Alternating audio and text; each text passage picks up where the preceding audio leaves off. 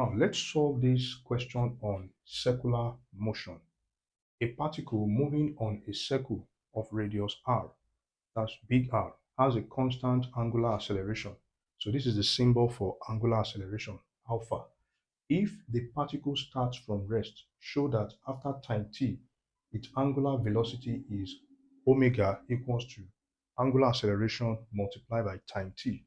Then also the arc length covered is s equals to 1/2 of r, then angular acceleration, r is the radius, then t is the what? Time, raised to the power of 2. All right.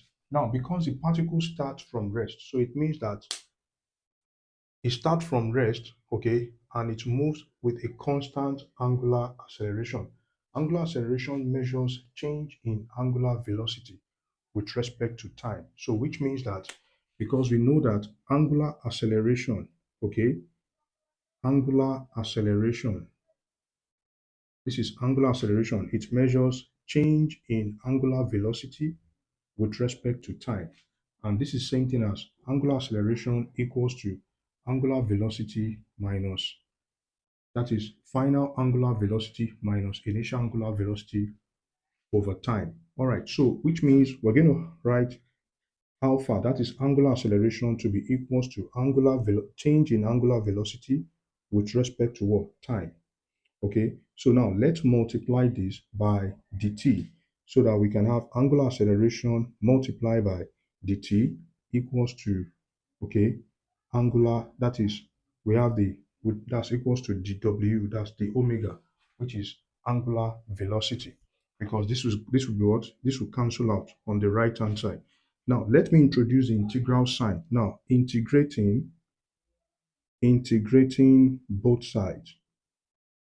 Okay, integrating both sides.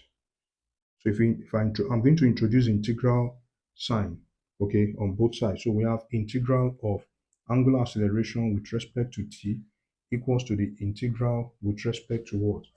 Omega, which is angular velocity. Now, integrating one with respect to omega in this case will be omega. All right. Then when we integrate the left hand side with respect to t, we're going to have angular acceleration times t plus the constant of integration, okay?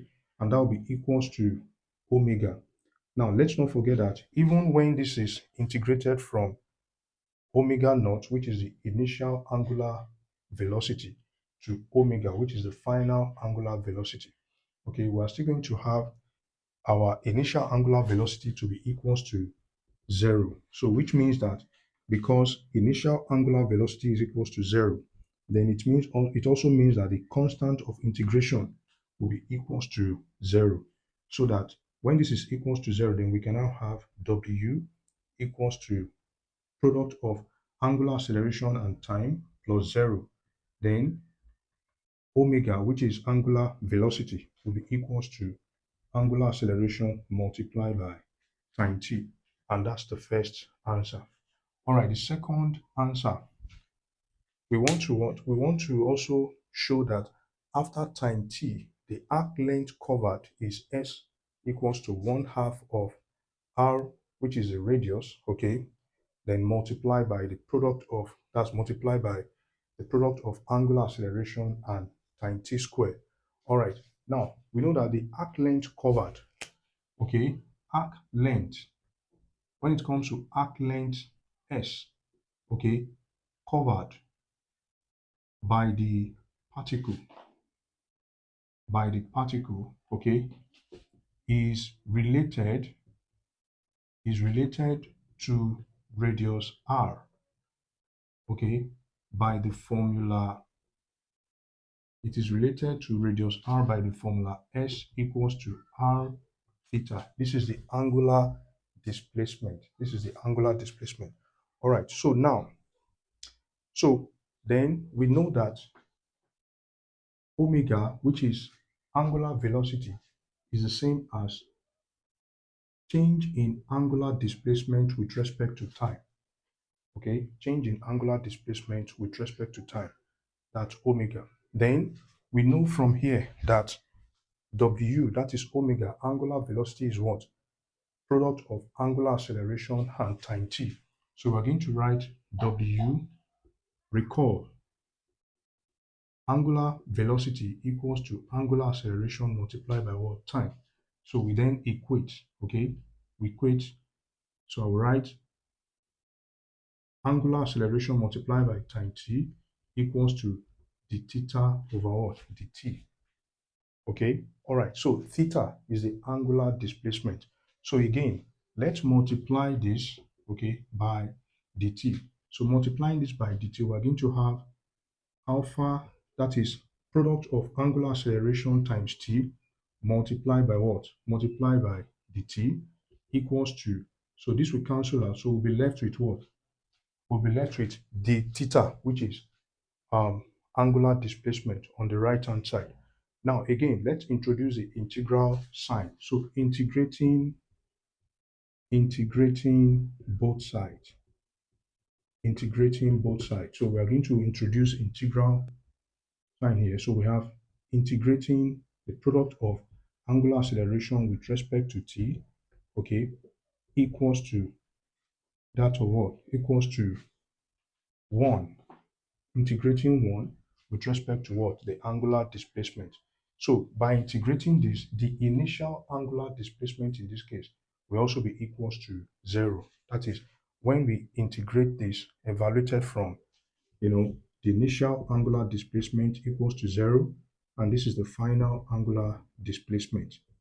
This is the final angular displacement. That is because the particle, okay, the particle starts from rest. Yes, the particle starts from rest.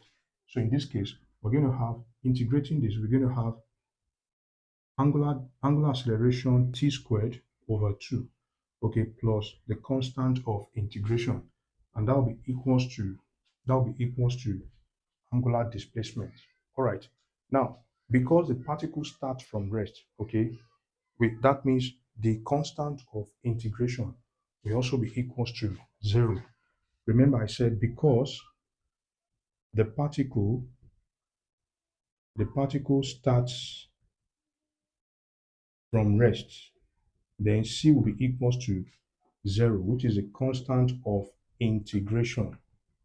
C will be equals to 0. So when this is equals to 0, so we're going to have angular displacement to be the product of, that's 1/2 of the product of angular acceleration, okay, and the time t raised to the power of 2, okay, so plus 0. So c equals to 0. So when c equals to 0, we have angular displacement to be this, okay. So let me bring this here. Now we have our angular displacement to be this, and let's recall, we know that now the arc length covered by the particle is s, okay.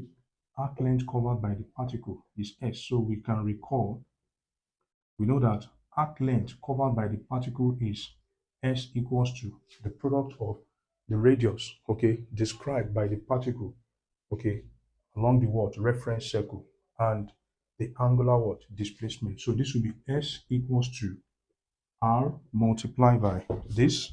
Okay, let's not forget we just derived this. Okay, so now this is going to be 1/2 of r, okay, 1/2 of product of angular acceleration and t squared. So this will be s equals to 1/2 of r alpha then t squared. So we just proved that. So therefore, the arc length covered, okay, arc length covered, the arc length covered, arc length s covered will be s equals to 1/2 of r then product of angular acceleration then t squared, and we just proved that the arc length covered is 1/2 of the product of radius of the particle moving, in a reference circle, okay, and angular acceleration, okay, and the time taken, okay, raised to the power of 2. The noblest pleasure is the joy of understanding. Bye bye.